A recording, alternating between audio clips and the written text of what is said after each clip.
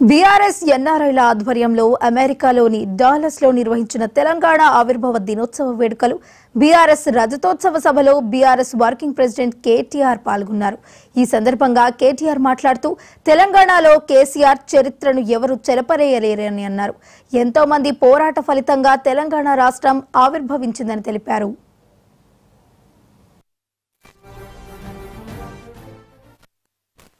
ఆత్మగౌరవ పోరాటాల వీర గాథల్లో శిథిలాల నుండి శిఖరాన్ని చేరిన తెలంగాణ గెలుపు కథ తప్పకుండా రాయబడుతుంది.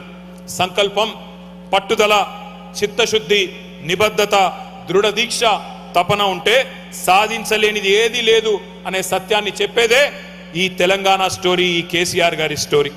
కాకతీయ కాలువలో ఆగకుండా 6 నెలలు నీళ్లు పారినాయి అంటే ఇప్పుడు అన్న చెప్పిన గోరేటెంకన్న చెప్పిన తుంగతుర్తి, సూర్యాపేట, కోదాడ, అదేవిధంగా డోర్నకల్లు, మహబూబాబాద్ ప్రాంతాలకు కూడా నీళ్లు వచ్చినాయి అంటే దానికి కారణం ప్రపంచంలోనే అతి పెద్దదైన లిఫ్ట్ ఇరిగేషన్ ప్రాజెక్టు కాళేశ్వరం అనే మాట నేను గుర్తు చేస్తా ఉన్నా.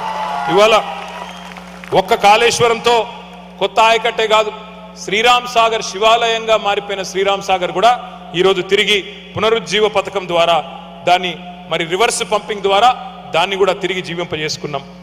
మీరందరూ వినే ఉంటారు చైనాలో 3 గార్జెస్ డ్యామ్ గురించి. 3 గార్జెస్ డ్యామ్ కట్టడానికి చైనా వాళ్ళకి 16 సంవత్సరాలు పట్టింది.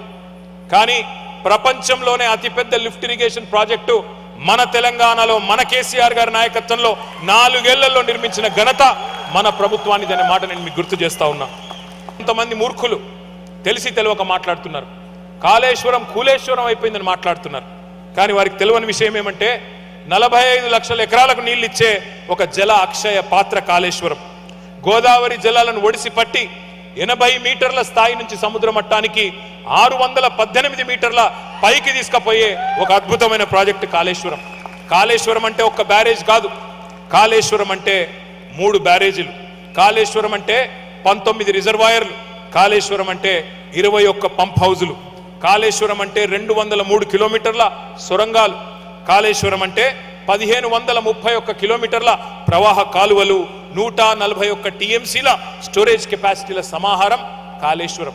వెంటనే వారికి చెప్పేది, బద్నాం క్యాంపెయిన్ ఆపండి, ఈ విష ప్రచారం ఆపండి, ఉన్న అద్భుతమైన ఈ జల అక్షయ పాత్రను సద్వినియోగం చేసి మీ చప్పట్లతో తెలంగాణ ప్రభుత్వాన్ని కోరుతున్నాం. వెంటనే మీ అమ్మా నాన్నలు ఎన్నో ఆశలతో మీ తల్లిదండ్రులు మిమ్మల్ని ఇక్కడికి పంపారు.